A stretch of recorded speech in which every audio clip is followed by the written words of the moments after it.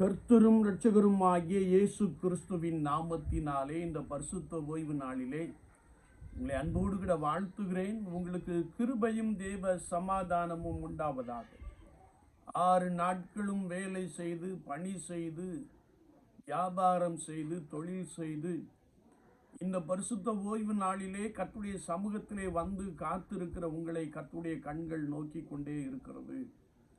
அவர் உங்களை பார்த்து கொண்டே இருக்கிறார். அவர் உங்களை ஆலயத்தின் நன்மையினாலே, ஆலயத்தின் சம்பூரணத்தினாலே நிரப்பி ஆசீர்வதிக்க போதுமானவராக இருக்கிறார். ஆண்டவருடைய பரிசுத்த நாமம் மகிமைப்படட்டும். கர்த்தர் உங்களோடு கூட இருந்து உங்களுக்கு நிறைவான நன்மைகளையும் ஆசீர்வாதங்களையும் கொடுப்பாராக.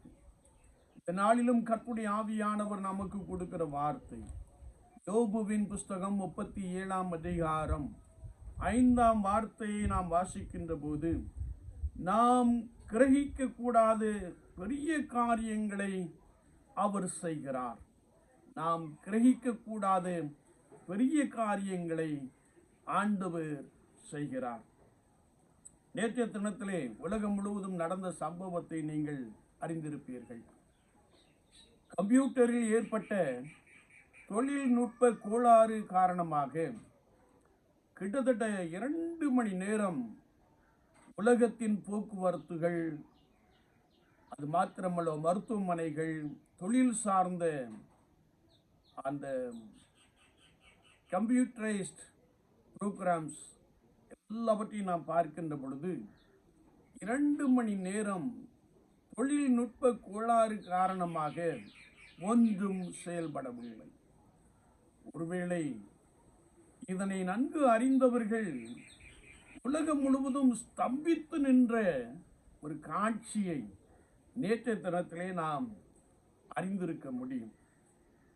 ஏனென்றால் போக்குவரத்து என்று சொல்கின்ற பொழுது விமானமே ரத்து செய்யப்பட்டது பல நாடுகளிலே என்பதை நாம் தெளிவாய் அறிந்திருக்கிறோம்.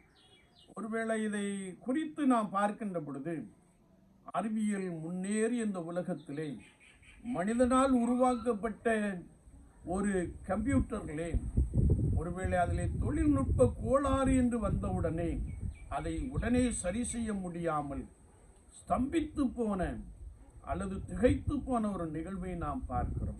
ஆண்டவராகிய இயேசு கிறிஸ்து உங்களுடைய வாழ்க்கையிலே நீங்கள் கிரகிக்கக்கூடாத பெரிய காரியங்களை அவர் செய்கிறார். இந்த வேதத்திலே நாம் வாசிக்க முடியும். ஒருவேளை நீ உன்னுடைய குடும்ப வாழ்க்கையிலே ஸ்தம்பித்த ஒரு நிலைமையிலே காணப்படலாம், அல்லது குடும்ப வாழ்க்கையிலே அடுத்து என்ன செய்வது என்பதை குறித்து யோசிக்கிற ஒரு நபராக காணப்படலாம். கர்த்தருடைய ஆவியானவர் உன்னைத்தான் பார்த்து சொல்லுகிறார், நாம் கிரகிக்க கூடாது பெரிய காரியங்களை அவர் செய்கிறார். வேதத்தை நாம் தொடர்ந்து வாசிக்கின்ற பொழுது அவர் உறைந்த மழையையும் கல் மழையையும் தம்முடைய வல்லமையின் பெருமழையையும் பார்த்து பூமியின் மேல் பெய்யுங்கள் என்று கட்டளையிடுகிறார். அவைகள் பெய்கின்றன என்பதை நாம் மிக தெளிவாக அறிந்து கொள்ள முடியும். என்னை கேட்டுக்கொண்டு இருக்கிற என் அன்பு சகோதரனே, சகோதரியே, கர்த்தராகிய இயேசு கிறிஸ்துவை விசுவாசித்து நடக்கின்ற அனுபவத்திலே அவர் உங்களுக்காக பெரிய காரியங்களை செய்கிறார் என்ற வார்த்தையை நாம் தெளிவாய் வாசிக்க முடியும். இதற்கு ஆதாரமாக 1 சாமுவேலின் புஸ்தகம் 12ஆம் அதிகாரத்தை நாம் திருப்பிக் கொள்ளுகின்ற பொழுது 24ஆம் வார்த்தை சொல்லுகிறது, அவர் உங்களிடத்தில் எவ்வளவு மகிமையான காரியங்களை செய்தார் என்பதை சிந்தித்து பாருங்கள் என்ற வார்த்தை நாம் வாசிக்க முடியும். ஆண்டவராகிய தேவன் இஸ்ரவேல் ஜனங்களை எகிப்தின் அடிமைத்தனத்திலிருந்து அழைத்து வருகிறார். அப்படி வருகின்ற அந்த அனுபவத்திலே மோசே என்னும் தீர்க்கனை கொண்டு இஸ்ரவேல் ஜனங்களை வழிநடத்தி வருகிறார். வேதம் சொல்லுகிறது 6 லட்சத்துக்கு அதிகமான புருஷர்கள் என்று நாம் வாசிக்க முடியும். அப்படி என்றால் பெரும் திரளான கூட்டத்தை மோசே என்ற தேவ மனிதனின் நிமித்தமாக ஆண்டவர் வனாந்தரத்திலே அவர்களை நடத்தி வந்தார். வனாந்தரம் என்பது ஒன்றுமில்லாத ஒரு அனுபவத்தை குறிக்கிறது. வனாந்தரம் என்பது முட்கள் நிறைந்த ஒரு அனுபவத்தை குறிக்கிறது. ஒருவேளை அப்படிப்பட்ட ஒரு வனாந்தரத்திலே இஸ்ரவேல் ஜனங்களை மோசே தீர்க்கதரிசியின் மூலமாக ஆண்டவர் பலமாய் வழிநடத்தி வந்தார். அவர்கள் அப்பத்தை கேட்ட பொழுது அப்பத்தை கொடுத்தார், இறைச்சியை கேட்ட பொழுது இறைச்சியை கொடுத்தார், மன்னாவை கேட்ட பொழுது மன்னாவை கொடுத்தார். ஒருவேளை தாகத்திற்கு தண்ணீரை கேட்ட பொழுது கண்மலையிலிருந்து தண்ணீரை புறப்பட பண்ணினார். அது மாத்திரமல்ல, மாறாவுக்கு வந்து சேர்ந்த பொழுது தண்ணீர் கசப்பாய் காணப்பட்டது, அதை மதுரமாய் மாற்றி கொடுத்தார். வேதத்தை நாம் வாசிக்கின்ற பொழுது அவருடைய வஸ்திரம் பழமையாய் போகவில்லை, அவருடைய பாதரட்சை தேய்ந்து போகவில்லை என்பதை பரிசுத்த வேதாமத்து நிமித்தமாக நாம் மிக தெளிவாக அறிந்திருக்கிறோம். இப்படி ஆண்டவர் கர்த்தருடைய ஜனங்களை கர்த்தருடைய தீர்க்கதரிசிகளை கொண்டு வழிநடத்தி வந்த அனுபவத்திலே, சாமுவேல் தீர்க்கதரிசியின் காலத்திலே இந்த ஜனங்கள் எங்களுக்கு ஒரு ராஜா வேண்டும் என்று கேட்கிற ஒரு வார்த்தையை நாம் அறிய முடியும். எங்களை வழிநடத்தி செல்ல ஒரு ராஜா வேண்டும். அப்பொழுது ஆண்டவர் அவருடைய விருப்பத்தின்படியே சவுலை ராஜாவாக அவர்கள் கொடுத்தார்.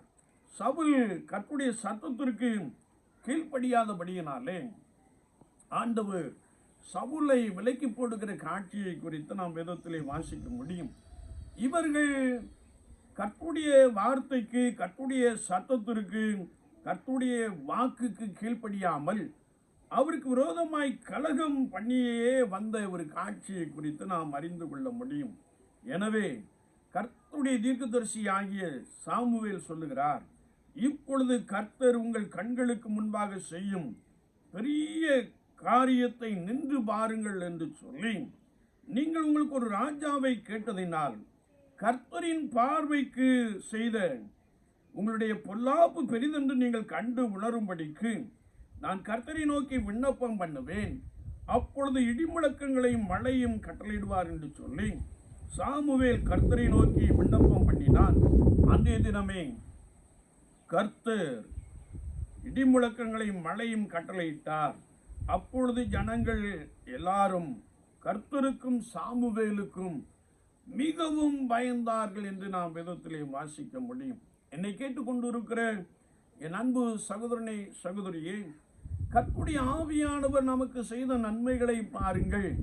எவ்வளவுதான் நான் நன்மைகளையும் அற்புதங்களையும் அதிசயங்களையும் பெற்றுக்கொண்டாலும், ஆச்சரியமாக கர்த்தர் நம்மை வழிநடத்தி வந்தாலும், அநேக வேளைகளிலே நாம் கர்த்தருடைய சத்தத்திற்கு செவி கொடுக்காமல் கர்த்தருக்கு விரோதமாய் கலகம் பண்ணுகிறோம் என்பதை குறித்து வசனம் நமக்கு மிக தெளிவாக கற்றுக் கொடுக்கிறது. எனவேதான் தீர்க்கதரிசி சொல்லுகிறார், விலகி போகாதிருங்கள். நீங்கள் கர்த்தரை விட்டு விலகினால் மற்றபடி பிரயோஜனமற்றதும் ரட்சிக்க மாட்டாததுமாயிருக்கிற வீணானவைகளை பின்பற்றுவீர்கள். அவைகள் வீணானவைகளே. எனவே உங்களுடைய வாழ்க்கையிலே கர்த்தர் உங்களுக்கு செய்த மகிமையான காரியங்களை சிந்தித்து பாருங்கள் என்று சொல்லுகிற ஒரு வார்த்தையை நாம் வாசிக்க முடியும். நன்றாய் யோசித்து பாருங்கள். சிறு வயது முதல் கர்த்தர் உங்களுக்கு பாராட்டின கிருபை, கர்த்தர் உங்களை நடத்தி வந்த கிருபை, கர்த்தர் உங்களுடைய ஏழ்மையிலிருந்து உன்னதமான நிலைமைக்கு உங்களை ஆசீர்வதித்த அந்த கிருபை, இவைகளை எல்லாம் நீங்கள் எண்ணி பார்க்கின்ற பொழுது அவர் மகிமையான காரியங்களை உங்களில் செய்திருக்கிறார் என்பதை நீங்கள் சிந்தித்து பாருங்கள். எங்கோ கடந்த நம்மை ஆண்டவர் மேன்மைப்படுத்தி இருக்கிறார், உயர்த்தி இருக்கிறார், நம்முடைய பிள்ளைகளை உயர்ந்த ஸ்தானத்திலே வைத்திருக்கிறார். அதையெல்லாம் எண்ணி பார்க்கின்ற பொழுது ஆண்டவர் எவ்வளவு மகிமையான காரியங்களை செய்திருக்கிறார் என்பதை நீங்கள் கவனித்து பாருங்கள். ஆச்சரியப்பட்டு போவீர்கள். இன்னும் நாம் கர்த்தருடைய வசனத்தை திருப்பிக் கொள்ளுகின்ற பொழுது 1 நாளாகமத்தின் புஸ்தகம் 17ஆம் அதிகாரத்தை நாம் திருப்பிக் கொள்ளுகின்ற பொழுது அங்கே கர்த்தருடைய வார்த்தை சொல்லுகிறது. 19ஆம் வசனத்திலே, கர்த்தாவே உமது அடியானும் உமது அடியானின் நிமித்தமும் உமது இருதயத்தின்படியும் இந்த பெரிய காரியங்களை எல்லாம் அறியும்படிக்கு இத்தனை பெரிய காரியத்தை எல்லாம் செய்தீர் என்று தாவீது சொல்லுகிற ஒரு வார்த்தையை நாம் வாசிக்க முடியும். தாவீதுடைய வாழ்க்கையை நாம் பார்க்கின்ற பொழுது அவன் ஆடுகளின் பின்னே நடந்து கொண்டிருந்தான். அவனை அவனுடைய குடும்பத்தார் முற்றிலும் மறந்து போனார்கள். ஒருவேளை சாமுவேல் தீர்க்கதரிசி ஈசாய் குடும்பத்திற்கு சென்றிருந்த பொழுது ஒவ்வொருவரையாய் கொண்டு வந்து நிறுத்தினான். ஆனால் தாவீதை முற்றிலுமாய் மறந்து போனான். தீர்க்கதரிசி ஈசாயை பார்த்து, உனக்கு குமாரர்கள் இவ்வளவுதானா என்று கேட்ட மாத்திரத்திலே, இல்லை இல்லை, ஒருவன் நாட்டின் பின்னே சென்று கொண்டிருக்கிறான் என்று சொல்லி அவனை அழைத்து வருகின்ற ஒரு காட்சியை நாம் பார்க்க முடியும். எல்லாராலும் மறுக்கப்பட்ட ஒரு நிலைமை. ஆனால் ஆண்டவர் அவர்களை மறக்காமல் இருக்கிறார் என்று வசனம் நமக்கு தெளிவாய் கற்றுக் கொடுக்கிறது. வேதத்தை நாம் வாசிக்கின்ற பொழுது இந்த தாவீது தன்னுடைய சொந்த குடும்பத்தாலே மறக்கப்பட்ட ஒரு மனிதனாக காணப்பட்டான். ஆனால் ஆண்டவர் அவனை மறக்கவில்லை. என்னை கேட்டுக்கொண்டு இருக்கிற என் அன்பு சகோதரனே, சகோதரியே, ஒருவேளை நீ உன்னுடைய வாழ்க்கையிலே உன்னுடைய சொந்த குடும்பத்தால் மறக்கப்பட்ட ஒரு நபராய் காணப்படலாம். அல்லது உன்னோடு கூட இருந்தவர்கள் உனக்கு விரோதமாய் செயல்படுகிற நிலைப்பாட்டிலே நீ காணப்படலாம். ஆனால் கர்த்தருடைய ஆவியானவர் உன்னை என்றென்றைக்கும் மறவார் என்ற வசனத்தின்படியே அவர் உன் பேரிலே நினைவாயிருக்கிறார் என்று வார்த்தை சொல்லுகிறது. கர்த்தருடைய வசனத்தை நாம் தொடர்ந்து வாசிக்கின்ற பொழுது, ஆடுகளின் பின்னே நடந்த தாவீதை ஆண்டவர் ஆட்டு மந்தையை விட்டு எடுத்து என்று வேதம் சொல்லுகிறது. ஆண்டவர் அவனை அழைப்பித்து, ஆண்டவர் அவனுக்குள்ளே ஒரு புதிய கிருபையை, ஒரு புதிய தரிசனத்தை, ஒரு புதிய ஆசீர்வாதத்தை வைப்பதை குறித்து நாம் கர்த்தருடைய வேதத்திலே தெளிவாய் வாசிக்கிறோம். அவன் அழைக்கப்பட்ட பொழுது சாமுவேல் தீர்க்கதரிசி எழுந்து அவனை ஆசீர்வதிக்கிற ஒரு காட்சியை குறித்து வசனம் நமக்கு மிக தெளிவாக கற்றுக் கொடுக்கிறது. ஆட்டின் பின்னே சென்று கொண்டிருந்த தாவீது அரசனாக மாற்றப்பட்டான் என்பதை குறித்து பரிசுத்த வாக்கியத்திலே நாம் மிக தெளிவாக அறிந்து கொள்ள முடியும். என்னை கேட்டுக்கொண்டிருக்கிற என் அன்பு தெய்வ ஜனமே, ஆண்டவர் உங்களுடைய வாழ்க்கையிலே இடைபடுகின்ற பொழுது அவர் உங்களுக்கு மகிமையான காரியங்களை செய்கிறார். ஒருவேளை புறக்கணிக்கப்பட்ட நிலைமையிலே காணப்படுகிற உங்களை அவர் மேன்மைப்படுத்த போதுமானவராக இருக்கிறார். அவர் உங்களை உயர்த்தி ஆசீர்வதிக்க போதுமானவராக இருக்கிறார். சாதாரணமான ஒரு மனிதனை ஒரு ராஜாவாக அபிஷேகம் பண்ணினாரே என்றால், கர்த்தர் உங்களையும் மேன்மைப்படுத்த, உங்களையும் ஆசீர்வதிக்க, உங்களையும் உயர்த்த அவர் போதுமானவராக இருக்கிறார் என்று வசனம் நமக்கு மிக தெளிவாக கற்றுக் கொடுக்கிறது. விசுவாச வாழ்க்கையிலே கர்த்தர் செய்த நன்மைகளை நீங்கள் எண்ணி பார்த்தால் நீங்கள் அவர் கிரகிக்க கூடாத பெரிய காரியங்களை செய்திருக்கிறார். நம்முடைய மனதிலே தோன்றாத பெரிய நன்மைகளை அவர் நமக்கு கொடுத்திருக்கிறார் என்று வசனம் மிக தெளிவாக கற்றுக் கொடுக்கிறார். யோபுவின் புஸ்தகம் 5ஆம் அதிகாரத்தை நாம் திருப்பிக் கொள்ளுகின்ற பொழுது கர்த்தருடைய வார்த்தை சொல்லுகிறது, அவர் ஆராய்ந்து முடியாத பெரிய காரியங்களையும் எண்ணி முடியாத அதிசயங்களையும் செய்கிறார் என்று நாம் வார்த்தையிலே வாசிக்கிறோம். இங்கே யோபுவை குறித்து நாம் வேதத்திலே வாசிக்கின்ற பொழுது மிகவும் பலவீனப்பட்டு போன ஒரு மனிதன், எல்லாவற்றையும் இழந்த ஒரு மனிதன், சொந்த மனைவியினாலே தூசிக்கப்பட்ட ஒரு மனிதன். ஆனால் அவனுடைய வாழ்க்கையிலே அவன் கர்த்தரையே நம்பி கர்த்தரையே சார்ந்திருந்தபடியினாலே ஆண்டவர் அவனுக்கு அற்புதமான ஒரு சுகத்தை கொடுத்து அவனுடைய சரீரத்திலே காணப்பட்ட பருக்கள் என்னும் வியாதியை அவனை விட்டு எடுத்து போட்டு நல்ல ஒரு பரிபூர்ணமான சுகத்தை கொடுத்து அவனை இரண்டத்தனையாய் ஆசீர்வதித்தார் என்று வேதம் சொல்லுகிறது. ஏனென்றால் கர்த்தருடைய வசனத்தை நாம் வாசிக்கின்ற பொழுது அவன் கர்த்தர் பேரிலே நம்பிக்கையாயிருந்து கர்த்தரை தேடினபடியினாலே, கர்த்தரையே சார்ந்து கொண்டபடியினாலே அவர் ஆராய்ந்து முடியாத பெரிய காரியங்களையும் எண்ணி முடியாத அதிசயங்களையும் செய்கிறார் என்ற வார்த்தையின்படியே அற்புதமாக அவனை குணப்படுத்தி இரண்டத்தனையான ஆசீர்வாதங்களினாலே அவனை நிரப்பினார் என்று நாம் நன்றாய் அறிந்திருக்கிறோம். எனவே விசுவாச வாழ்க்கையிலே ஒருவேளை நீங்கள் பலவீனத்தோடு கூட காணப்படலாம், சுகவீனத்தோடு கூட காணப்படலாம், ஐயோ ஒன்றும் நடக்கவில்லையே என்று சொல்லி நீங்க ஏங்கிக் கொண்டிருக்கிற ஒரு நபராய் காணப்படலாம். ஆனால் கர்த்தர் உங்களுக்குள்ளே ஆராய்ந்து முடியாத பெரிய காரியங்களையும் எண்ணி முடியாத அதிசயங்களையும் அவர் செய்கிறார். வேதம் சொல்லுகிறது, தாழ்ந்தவர்களை உயரத்தில் வைத்து துக்கிக்கிறவர்களை ரட்சித்து உயர்த்துகிறார். அவர் பூமியின் மேல் மழையை வருஷிக்க பண்ணி வெளி நிலங்களின் மேல் தண்ணீர்களை வருவிக்கிறார் என்று வசனம் நமக்கு தெளிவாய் கற்றுக் கொடுக்கிறது. என்னை கேட்டுக்கொண்டு இருக்கிற என் அன்பு தெய்வ ஜனமே, கர்த்தராகிய ஆண்டவர் நமக்கு பெரிய காரியங்களை செய்கிறவர்.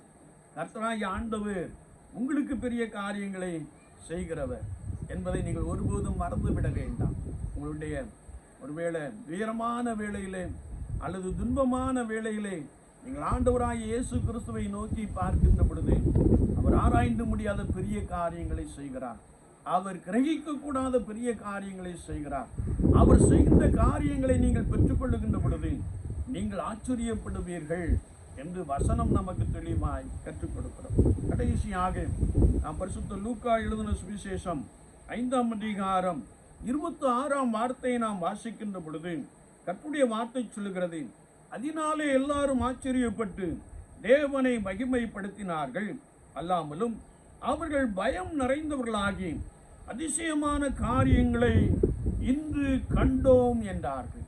அதிசயமான காரியங்களை இன்று கண்டோம் என்றார்கள். இந்த பகுதியை நாம் வாசிக்கின்ற பொழுது 4 பேர்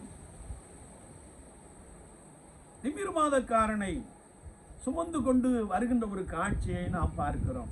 இயேசு இருந்த வீட்டிலே கூட்டம் அதிகமாய் இருந்தபடியினாலே வாசல் வழியாய் உட்பிரவேசிக்க முடியாமல் அவர்கள் ஒருவேளை மேலோட்டை பிரித்து தட்டோடு வழியாக அவனை இயேசுவுக்கு முன்பதாக இறக்கின காட்சியை நாம் பார்க்கிறோம். வேதம் சொல்லுகிறது, இயேசு அவர்கள் விசுவாசத்தை கண்டார். இயேசு அவர்கள் விசுவாசத்தை கண்டு திமிர்வாதக்காரனை நோக்கி, உன் பாவங்கள் உனக்கு மன்னிக்கப்பட்டது என்றார். ஒருவேளை பாவங்கள் மன்னிக்கப்படுகின்ற பொழுது ஆண்டவர் சுகம் கொடுக்கிறார் என்பதை நாம் இந்த பகுதியிலே தெளிவாய் அறிந்து கொள்ள முடிகிறது. பாவங்கள் மன்னிக்கப்படுகின்ற பொழுது திமிர்வாதக்காரன் எழுந்து நடந்து கர்த்தருடைய நாமத்தை மகிமைப்படுத்துகிற ஒரு அனுபவத்தை நாம் இந்த பகுதியிலே தெளிவாய் அறிந்து கொள்கிறோம். என்றாலும் வேதபாரகரும் பரிசேயரும் யோசனை பண்ணி, தேவ தூஷணம் சொல்லுகிற இவன் யார்? தேவன் ஒருவரை அன்றி பாவங்களை மன்னிக்கத்தக்கவர் யார் என்று அவர்கள் சிந்தனை பண்ணி கொண்டிருந்தார்கள். அவருடைய சிந்தனைகளை அறிந்து, உன் பாவங்கள் உனக்கு மன்னிக்கப்பட்டது என்று சொல்வதோ எழுந்து நடவென்று சொல்வதோ எது எளிது? பூமியிலே பாவங்களை மன்னிக்க மனுஷகுமாரனுக்கு அதிகாரம் உண்டு என்பதை நீங்கள் அறிய வேண்டும் என்று சொல்லி திமிர்வாதக்காரனை நோக்கி, நீ எழுந்து உன் படுக்கை எடுத்துக்கொண்டு உன் வீட்டுக்கு போ என்று உனக்கு சொல்லுகிறேன் என்றார். உடனே அவன் அவர்களுக்கு முன்பாக எழுந்து தன் படுக்கை எடுத்துக்கொண்டு தேவனை மகிமைப்படுத்தி தன் வீட்டுக்கு போனான். எல்லாரும் ஆச்சரியப்பட்டார்கள். வேதம் சொல்லுகிறது, அதிசயமான காரியங்களை இன்று கண்டோம் என்று சொன்னார்கள். என்னை கேட்டுக்கொண்டு இருக்கிற என் அன்பு தெய்வ ஜனமே, இந்த கர்த்தராகிய இயேசு கிறிஸ்து உன்னுடைய வாழ்க்கையிலும் அதிசயங்களை செய்ய போதுமானவராக இருக்கிறார். உன்னுடைய பலவீனங்களை நீக்கி போட போதுமானவராக இருக்கிறார். உனக்குள்ளே பலத்த அற்புதங்களை செய்ய போதுமானவராக இருக்கிறார். நாம் ஆண்டவரை நோக்கி விசுவாசத்தோடு கூட காத்திருக்கின்ற பொழுது, கர்த்தரை நோக்கி விசுவாசத்தோடு கூட கூப்பிடுகின்ற பொழுது, அவர் ஆராய்ந்து முடியாத பெரிய காரியங்களையும் எண்ணி முடியாத அதிசயங்களையும் உனக்குள்ளே செய்ய வல்லமையுடையவராக காணப்படுகிறார். எரேமியா தீர்க்கதரிசியின் புஸ்தகம் 33ஆம் அதிகாரம் 3ஆம் வசனத்தை நாம் வாசிக்கின்ற போது, என்னை நோக்கி கூப்பிடு, அப்பொழுது நான் உனக்கு உத்தரவு கொடுத்து நீ அறியாததும் உனக்கு எட்டாததுமான பெரிய காரியங்களை உனக்கு அறிவிப்பேன் என்று சொல்லுகிறார். நீங்கள் கர்த்தராகிய இயேசு கிறிஸ்துவை நோக்கி கூப்பிடுகின்ற பொழுது அவர் அறியாததும் எட்டாததுமான பெரிய காரியங்களை உங்களுக்கு அறிவிக்கிறார். சங்கீதம் 126:3 நாம் வாசிக்கின்ற பொழுது, கர்த்தர் நமக்கு பெரிய காரியங்களை செய்திருக்கிறார், இது நிமித்தம் மகிழ்ந்திருக்கிறோம். ஆண்டவர் நம்முடைய சிறையிருப்பை மாற்றினார், ஆண்டவர் நம்முடைய கண்ணீரை துடைத்தார், ஆண்டவர் நம்முடைய கட்டுகளை அவிழ்த்தார் என்று சொல்லி நாங்கள் இது நிமித்தமாக கர்த்தருக்குள் மகிழ்ச்சியாயிருக்கிறோம் என்று சொல்லுகிற ஒரு வார்த்தையை நாம் வாசிக்க முடியும். யோவேல் தீர்க்கதரிசியின் புஸ்தகம் 2ஆம் அதிகாரம் 21ஆம் வார்த்தையிலே நாம் வாசிக்கின்ற போது, தேசமே பயப்படாதே, மகிழ்ந்து களிகூறு, கர்த்தர் பெரிய காரியங்களை செய்வார் என்ற வசனத்தையும் நாம் மிக ஆழமாக அறிந்திருக்க முடியும். என்னை கேட்டுக்கொண்டு இருக்கிற என் அன்பு சகோதரனே சகோதரி, ஒருவேளை உலக வாழ்க்கையிலே மற்ற எல்லாராலும் பகைக்கப்பட்ட ஒரு நபராய் காணப்படலாம். அல்லது உன்னுடைய சொந்த ஜனங்கள் உன்னை தள்ளி வைத்திருக்கலாம், ஒதுக்கி வைத்திருக்கலாம். சமுதாய வாழ்க்கையிலே நீ புறக்கணிக்கப்பட்ட நிலைமையிலே காணப்படுகிற ஒரு நபராய் காணப்படலாம். பணி செய்கின்ற இடத்திலே உன்னோடு கூட பணி செய்கிறவர்கள் உனக்கு விரோதமாய் பிராது செய்கின்றவர்களாக காணப்படலாம். பணி செய்கின்ற இடத்திலே நீ மிகவும் ஒருவேளை மன அழுத்தத்திலே மன சோர்விலே காணப்படுகிற ஒரு நபராய் காணப்படலாம். கர்த்தருடைய ஆவியானவர் உன்னை பார்த்து சொல்லுகிறார், நாம் கிரகிக்க கூடாது பெரிய காரியங்களை கர்த்தர் செய்கிறார். நாம் கிரகிக்க கூடாது பெரிய காரியங்களை கர்த்தர் செய்கிறார். இந்த வாழ்க்கையிலே ஆண்டவராக இயேசு கிறிஸ்துவை நோக்கி கூப்பிடு. வேதம் சொல்லுகிறது, என்னை நோக்கி கூப்பிடு, அப்பொழுது நீ அறியாததும் எட்டாததுமான பெரிய காரியங்களை உனக்கு அறிவிப்பேன் என்று சொல்லுகிறார். இந்த நாளிலும் நீங்கள் கர்த்தரை நோக்கி கூப்பிடுங்கள். அவர் உங்களுக்கு பெரிய காரியங்களை அறிவிக்கிறார். அவர் உங்களுக்குள்ளே பலத்த அற்புதங்களை செய்கிறார். நீங்கள் அதிசயமான காரியங்களை கண்டோம் என்று சொல்லுவீர்கள். ஆண்டவர் அப்படிப்பட்ட அனுகூலத்தையும் சகாயத்தையும் உங்கள் மீது நிறைவாய் வைக்க போதுமானவராக இருக்கிறார். நம்மை கர்த்தருடைய சமூகத்திலே தாழ்த்தி கொள்வோம். நேசிக்கிற நல்ல ஆண்டவரே, பரிசுத்த ஓய்வு நாளுக்காய் ஸ்தோத்திரம். வார்த்தைகளை கேட்டவர்களுக்காய் ஸ்தோத்திரம். பலப்படுத்தும். ஆராய்ந்து முடியாத பெரிய காரியங்கள், எண்ணி முடியாத அதிசயங்கள் என்று உடைய வார்த்தை சொல்லுகிறது. கூப்பிடுகின்ற பொழுது அறியாததும் எட்டாததுமான பெரிய காரியங்களை அறிவிப்பேன் என்று சொல்லுகிறேன். இந்த வார்த்தைகளுக்காய் ஸ்தோத்திரம். ஆண்டவரே, யாரெல்லாம் உம்மை நோக்கி கூப்பிடுகிறார்களோ அவர்களை கர்த்தருடைய ஆவியானவர் பலப்படுத்துவீராக. அவர்களுக்குள்ளே அதிசயங்களை செய்வீராக. அவர்களை அற்புதங்களினாலே நிறைய பண்ணுவீராக. கர்த்தருடைய சமூகம் அவர்களை மேன்மைப்படுத்தும்படியாய் பணி செய்கின்ற இடத்திலே ஆண்டவரே உயர்வை பெற்றுக்கொள்ள ஆண்டவர் உதவி செய்யும்படியாய் அதிலே காணப்படுகிற எல்லா தடைகளும் இயேசுவின் நாமத்தினாலே நீங்கி போகப்படும்படியாய் ஸ்தோத்திரிக்கிறோம். என்னை நோக்கி கூப்பிடு என்று சொன்னீரேன். கூப்பிடுகிற யாவருக்கும் கர்த்தர் உதவி செய்ய வல்லவராக இருக்கிறேன். உண்மையாய் தம்மை நோக்கி கூப்பிடுகிற யாவருக்கும் கர்த்தர் சமீபமாய் இருக்கிறீர் என்ற வசனத்தின்படியே ஆண்டவரே உண்மையாய்மை நோக்கி கூப்பிடுகின்ற பொழுது நீர் ஒருவரும் கிரகிக்க கூடாது பெரிய காரியங்களை செய்கிறீர், பெரிய அதிசயங்களை செய்கிறீர். நாங்களும் மக்கள் நன்றி செலுத்துகிறோம். வார்த்தையை விசுவாசித்து அற்புதங்களையும் அதிசயங்களையும் ஆராய்ந்து முடியாத பெரிய காரியங்களையும் இந்த உடைய ஜனங்கள் சுதந்திரத்துக்குள்ள கிருபை தார். ஒவ்வொருவரையும் கரத்தை அர்ப்பணிக்கிறோம். தொடர்ந்து வழி நடத்தும். இயேசு கிறிஸ்துவின் நாமத்தில் ஜெபங்கேடும் பரிசுத்த பிதாவே. ஆமென், ஆமென்.